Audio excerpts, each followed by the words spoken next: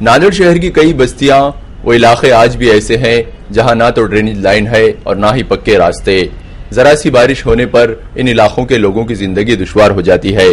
Zone number 2, असरा नगर, सीमा colony, Sangvi व दीगर इलाकों के लोग कई सालों से इन बुनियादी मसाइल को लेकर परेशान हैं।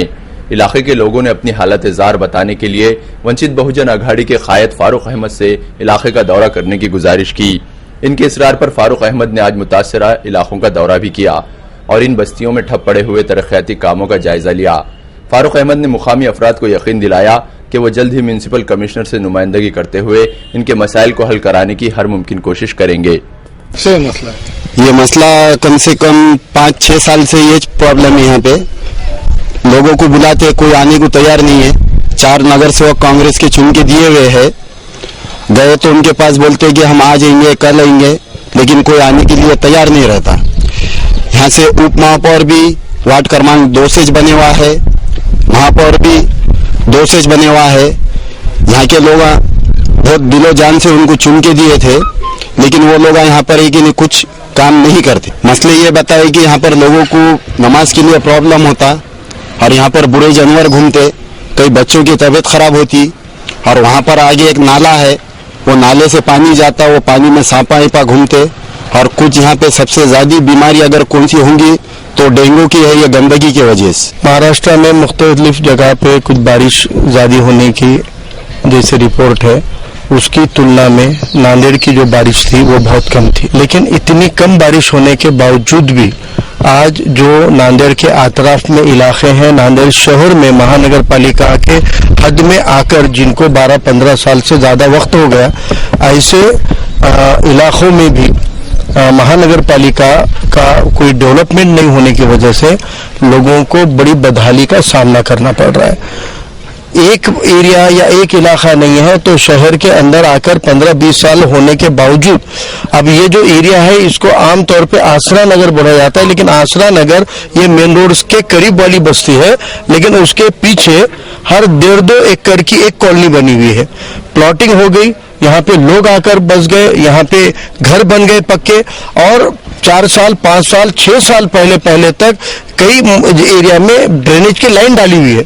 अब एक सवाल मेरा महानगर पालिका से है, कमिश्नर साहब से है कि जिन एरिया में ड्रेनेज की लाइन मंजूर होकर ड्रेनेज का काम मुकम्मल होता है तो ड्रेनेज के फौरन बाद वहां पर रास्ता बनाना ये जरूरी होता है, क्योंकि ड्रेनेज के लिए जब खुदाई होती है तो वक्ती तौर पे जो भी पैदल चलकर रास्ता बन गया है वो भी रास्ता डिस्टर्ब होता है गड्ढे खोदने से। तो ड्रेनेज की पाइपलाइन बुझाने के बाद में कुछ अरसे के बाद, कुछ हफ्तों के बाद वहां पर पक्की सड़कें बनना ये जरूरी है, वहां पक्की नालियां बनना जरूरी है। अब क्या वजह है कि इस इलाके में आसरा नगर के पीछे की इन बस्तियों के अंदर ड्रेनेज के पाइप आकर 4 से 6 साल हो गए, लेकिन अब तक पक्की नालियां नहीं बनी है, अब तक पक्के सड़क नहीं बने हुए। ये एरिया के लोगों के वोटों पर 2-2 बार यहाँ उप महापौर चुना गया है, इस एरिया के लोगों पर स्टैंडिंग का चेयरमैन चुना गया है। इस इलाके के लोगों ने चुनकर दिए हुए नुमाइंदे को महापौर बनने का यहाँ पर मौका मिला है। इतना मौके यहाँ की आवाम एकमुश्त होकर जब पिछले 15-20 साल में अशोक चौहान को देकर वोट कर रही है, तो अशोक चौहान और उनकी टीम के लोगों ने इस इलाके में क्या वजह है कि कोई डेवलपमेंट नहीं किया, रास्ते नहीं दिए, नालियां नहीं दी और इतनी बदहाली है कि यहाँ बीमारियां फैल गई है। अभी यहाँ मोहल्ले के लोग बता रहे हैं कि सांप निकलते हैं, इसलिए अगर एक बार बारिश हो गई 4 घंटे भी तो 8 दिन 5 दिन तक उनको बच्चों को घरों में कैद रखना पड़ता है, घरों के दरवाजे लगाकर रखने पड़ते हैं, बाहर आना जाना मुश्किल हो जाता है। जब इतनी बदहालियां यहाँ पर हुई है तो फिर ये जो डेवलपमेंट की हजारों करोड़ समृद्धि मार्ग आ गया 6000 करोड़ का, अरे समृद्धि महामार्ग पे लोग जाकर रहने वाले हैं क्या? आप वहां 6000 करोड़ रुपए डाल रहे हो, आप बोल रहे 550 करोड़ मिल गए, 100 करोड़ मिल गए, ये पैसे जा कहां रहे हैं? ये पैसे जा कहां रहे? गुर्तागद्दी के तब वक्त में 1600 करोड़ राज्य सरकार के आए थे, केंद्र सरकार के 2200-2400 करोड़ आए थे, 3 से 4000 करोड़ रुपए उस वक्त आया हुआ, वो हजारों करोड़ रुपए गया कहां पर है? इस सिर्फ नांदेड़ के अंदर ड्रेनेज के लाइन के लिए 1400-1700 करोड़ ड्रेनेज के लिए खर्च लिए, लेकिन यहाँ पर मेन लाइन बिछने के बाद गलियों के अंदर की लाइन कनेक्ट नहीं होने से वो ड्रेनेज का काम मुकम्मल नहीं हुआ और आज ड्रेनेज की सुविधा नहीं है, नालियों की सुविधा नहीं है, इतनी बदहाली का सामना यहाँ लोगों को करना पड़ रहा है। तो ये ये पैसा गया कहाँ है?